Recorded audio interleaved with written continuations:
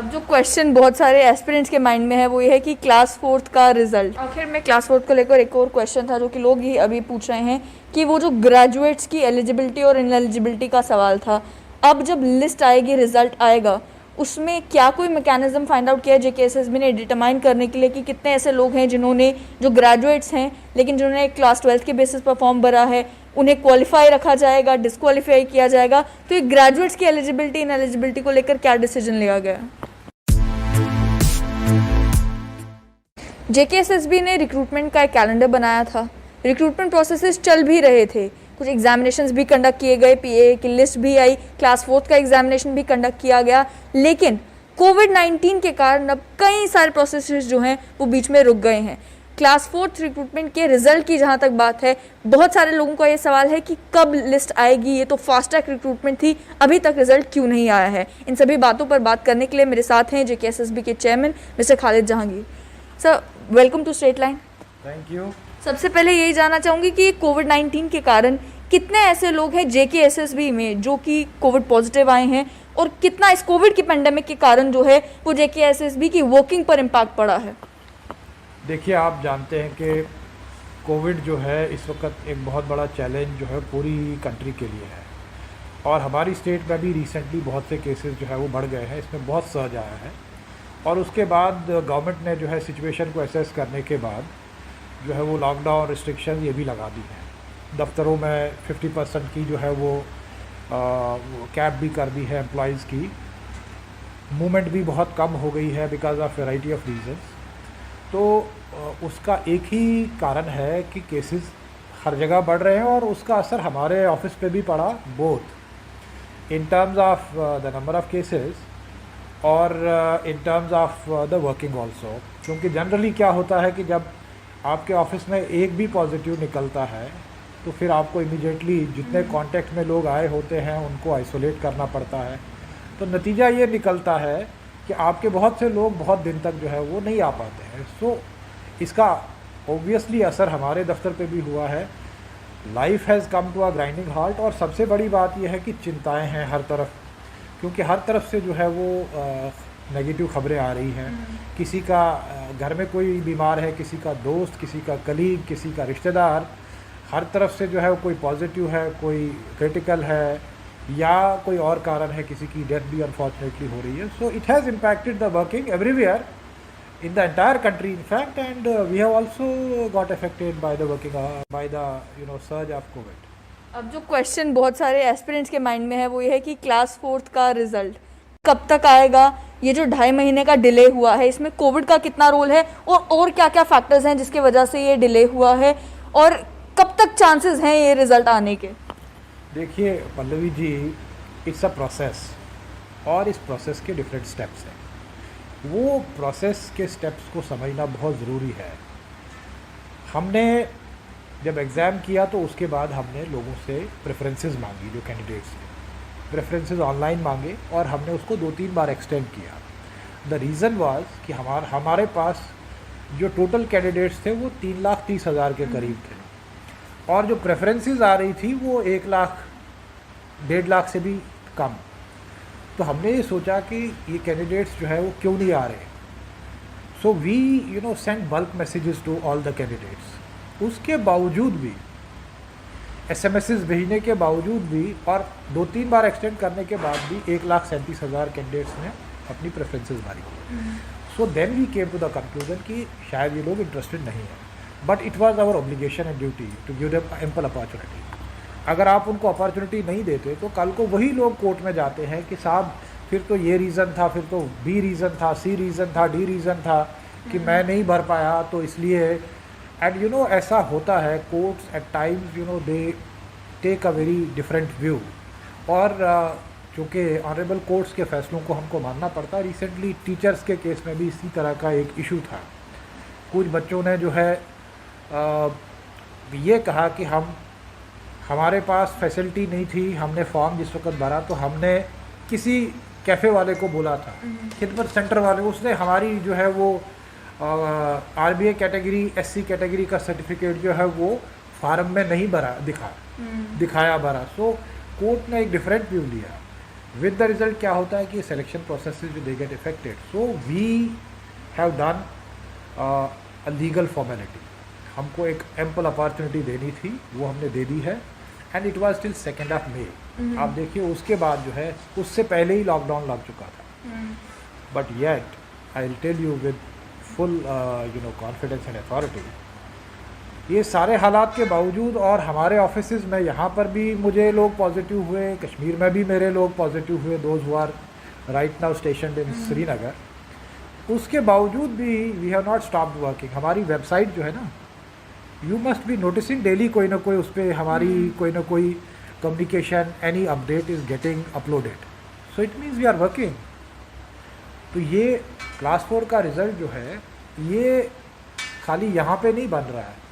We have to understand ये कहीं और भी इसके जो है वो लिंक्स हैं. So all the places are affected.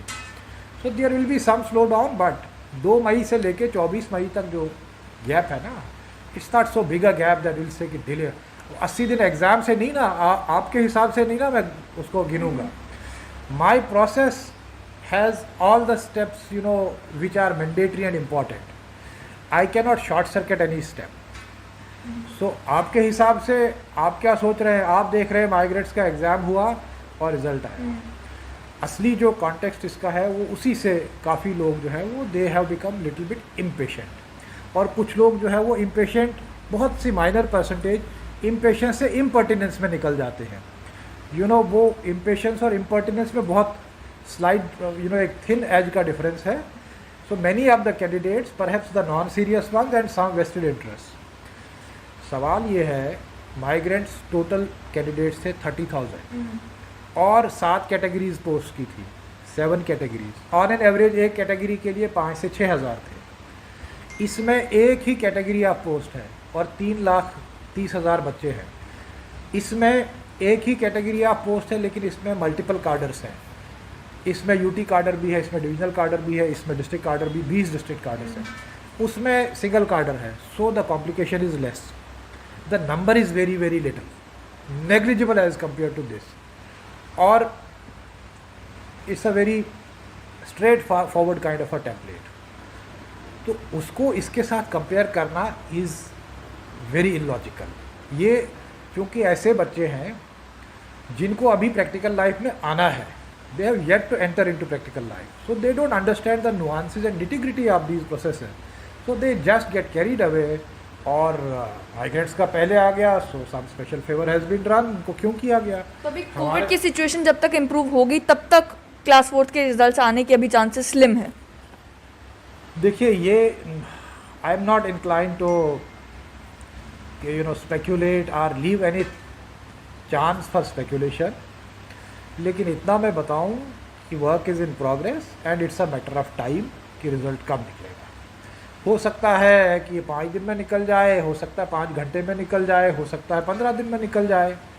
Because ये एक ऐसा प्रोसेस है जिसकी हर कड़ी को हमको जो है पूरी तरह से इंश्योर करना है. There can not be anything left to chance. We have to be doubly sure. क्योंकि इसमें आप देखिए कि इसमें डिफरेंट पैरामीटर्स. तो विडो है, उसको 5 मार्क्स एडिशनल देने हैं, डिस्ट्रिक्ट के 5 डिस्ट्रिक्ट के 10 हैं, डिवीज़न के 5 मार्क्स हैं. देन कोई अनएम्प्लॉयड है पूरी फैमिली, तो उनको 5 वेटेज देनी है. So there are multiple parameters and it's a very complex matrix. इस पे काम चल रहा है. There is nothing to worry. जो कैंडिडेट्स हैं, जिन्होंने मेहनत की है, मैं आपको ऑनेस्टली बताऊं, उनको तो शायद फिक्र भी नहीं होगी. जो मेहनती बच्चे हैं, there is a certain percentage of non serious candidates and then some vested interest. जो लोग जो है वो अफवाहें फैला रहे हैं और मिसलीड करने की कोशिश कर रहे हैं. आई will appeal, I will caution and appeal both all these people के आपको एक तो मिसलीडिंग इन्फॉर्मेशन स्प्रेड नहीं करनी है. You should not propagate any wrong information, any information which is not verified. और फिर ये भी मत करें कि आप वाइल्ड किस्म के एलिगेशंस भी लगाना शुरू कर दें. क्योंकि आजकल ये जो यूट्यूब जो है बहुत से लोग इसमें आना चाहते हैं and to increase their subscription and all that.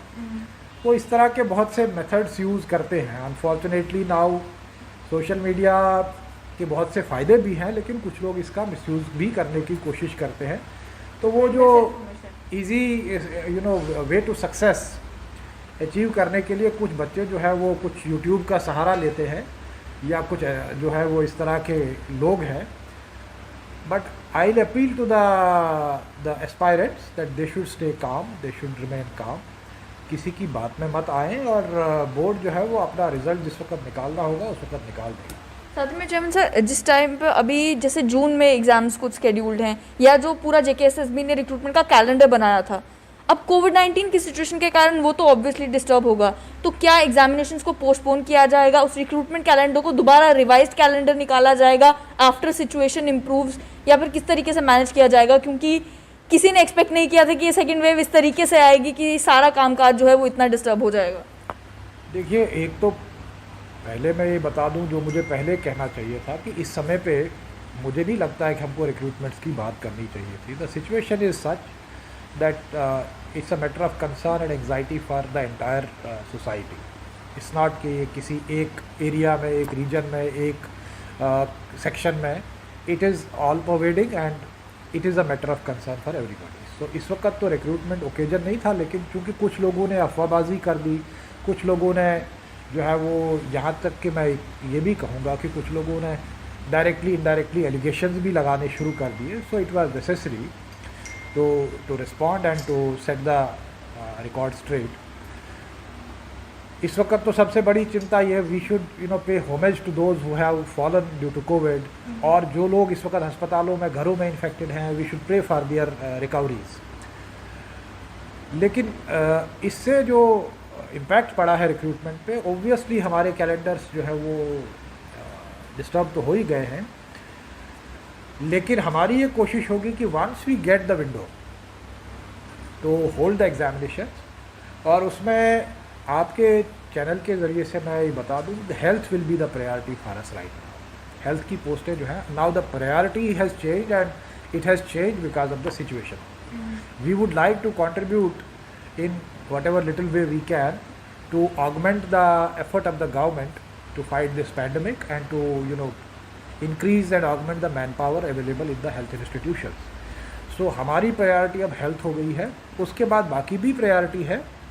हम एक्सेलरेटेड रिक्रूटमेंट का जो मिशन है उस पर पूरी तरह से गामजन हैं और इसको आगे बढ़ाएंगे, लेकिन health will remain the top most priority right. Health के रिलेटेड किस किस तरह की पोस्ट हैं और लगभग कितनी पोस्ट हैं जो आने वाली? डिफरेंट कैटेगरीज की post we have already advertised. वो नोटिफिकेशन नंबर 2 ऑफ 21 में है।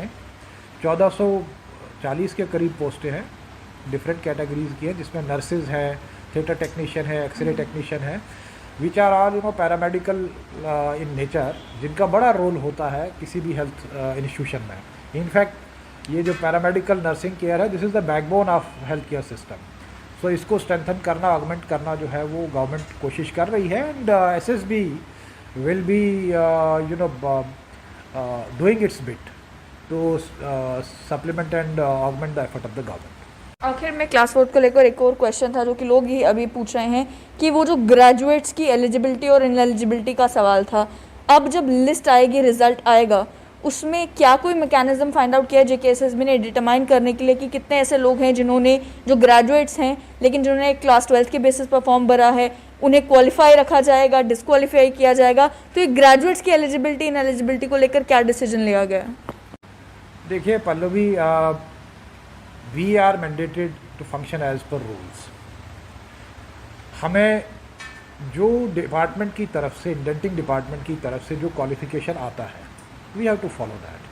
The qualification is very obvious. उसमें मैक्सिमम की कैप लगा दी गई है, तो उसमें ज़्यादा इंटरप्रिटेशन की कोई गुंजाइश नहीं है, या उसमें कोई समझाने या समझने की कोई गुंजाइश नहीं है। It is clear to one and all and we will follow it in letter and spirit. उसमें अब वक्त आ गया है, रिज़ल्ट निकालने के बाद हमारे पास डाटा है, कौन लोग ग्रेजुएट हैं, कौन लोग +2 लेवल के हैं। So we have to follow the procedures and we have to follow the rule. We cannot, as a recruiting agency, we cannot go against what is prescribed as a qualification in the rules. Secondly, ये कोई ऐसी चीज़ नहीं है कि which is something very unique and strange. Qualification prescribe करना जो है, it is the domain of the government, and it has been settled by various judgments of the Honorable Supreme Court and various Honorable High Courts also.